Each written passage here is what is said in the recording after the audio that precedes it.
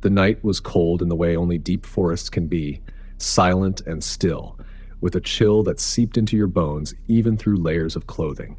I had come to the park alone, intending to spend the weekend camping in peace, away from the noise of the city, the endless buzz of notifications, and the constant chatter of everyday life. The campgrounds were full, families scattered around the large wooded park, some settling by their campfires, others tucked safely inside their tents, preparing for the night. Everyone seemed to have found their place. And for the most part, I was alone. Alone with the trees. Alone with my thoughts. I had set up my tent on the far end of the campsite, secluded enough for privacy, but not so far that I felt isolated.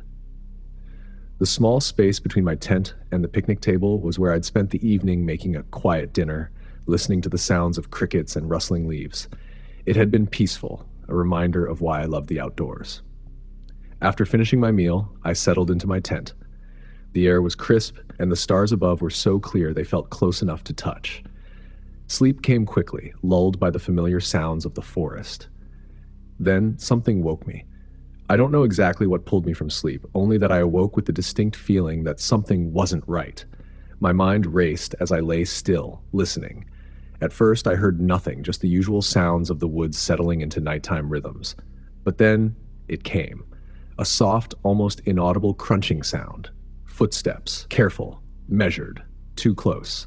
My eyes shot open in the pitch-black darkness of the tent. I froze.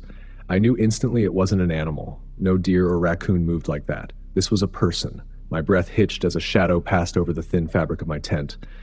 The crunching stopped. For a split second, silence swallowed the space between us. Then a figure appeared, looming just outside. I couldn't see his face. Not at first, but there was no mistaking the shape of a person standing inches away.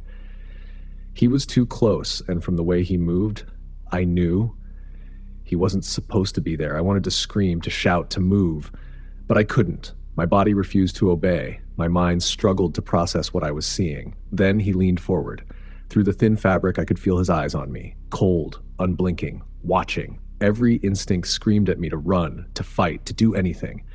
But I was paralyzed, trapped by sheer terror. He didn't speak. He didn't move. He just stood there, his presence suffocating.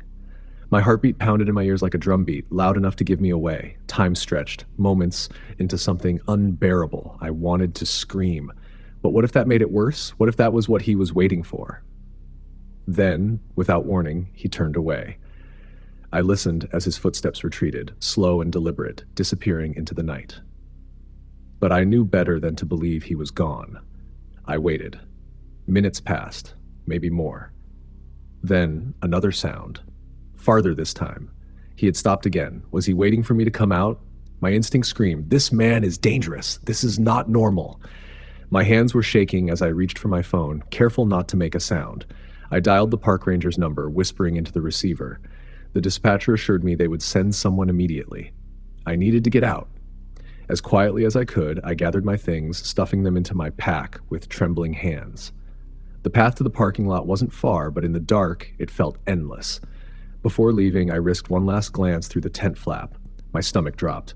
He was still there, standing at the edge of my campsite, facing the trees, motionless. He wasn't looking at me anymore. But I knew he was waiting. I didn't give him the chance. Grabbing my pack, I tore open the tent and ran. The forest swallowed me, the darkness pressing in, branches reaching like grasping hands. My breath came in ragged gasps, my heartbeat a wild, erratic thing. I don't know how long I ran, but eventually I saw headlights cutting through the trees, rangers. They arrived moments later. I told them everything. But when we returned to my campsite, he was gone. No footprints, no sign of him, just my tent abandoned in the quiet. I spent the rest of the night at the ranger station, too shaken to return.